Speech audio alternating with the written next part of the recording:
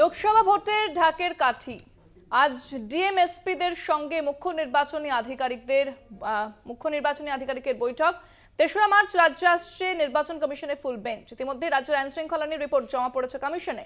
ভোটের প্রস্তুতি নিয়ে জেলা প্রশাসনে কি পরিকল্পনা পর্যালোচনা করতেই কমিশনের বৈঠক বলে সূত্রে খবর। আজ ডিএমএসপিদের সঙ্গে মুখ্য নির্বাচনী আধিকারিকের বৈঠক। ৩রা মার্চ রাজ্যে আসছে নির্বাচন কমিশনের ফুল বেঞ্চ। ইতিমধ্যে রাজ্যের আইন শৃঙ্খলা নিয়ে রিপোর্ট জমা কমিশনে। ভোটের প্রস্তুতি নিয়ে জেলা প্রশাসনের কি পরিকল্পনা পর্যালোচনা করতেই কমিশনের বৈঠক। ইতিমধ্যে আইন শৃঙ্খলা নিয়ে রিপোর্ট জমা পড়েছে কমিশনে। ফোনে রয়েছেন আমাদের প্রতিনিধি সত্য সুন্দর ভট্টাচার্য। সত্য, নির্বাচন কমিশন সূত্রে কি খবর পাওয়া যাচ্ছে?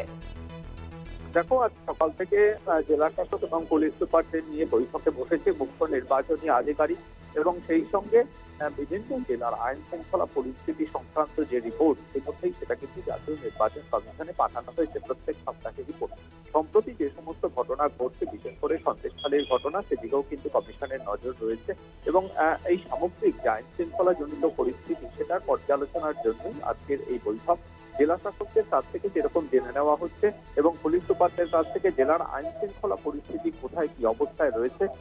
আগামী ৩রা মার্চ রাজ্যে আসছে নির্বাচন কমিশনের ফুল বেঞ্চ। সেখানেও কিন্তু জেলা শাসক এবং পুলিশ সুপারদের নিয়ে বৈঠকে বসবেন মুখ্য নির্বাচন কমিশনার সহ নির্বাচন কমিশনের ফুল বেঞ্চ। তার আগে একটা প্রস্তুতি বৈঠক এবং সেখানে পর্যালোচনা করা হবে বিভিন্ন জেলার আইন শৃঙ্খলা পরিস্থিতি কিরকম রয়েছে এবং কি ধরনের প্রয়োজনীয় ব্যবস্থা নেওয়া হচ্ছে। তার পাশাপাশি স্পর্শকাতর এলাকার যে একটা ম্যাপিং, সেই ম্যাপিং কতটা সেই কাজ এগিয়েছে সেটা নিয়ে বিস্তারিত আলোচনা হবে আজকে দিনভর এবং তার একটা রিপোর্ট কিন্তু জাতীয় নির্বাচন কমিশনেও পাঠানো হবে, এমনটাই নির্বাচন কমিশন সূত্রে জানা গিয়েছে।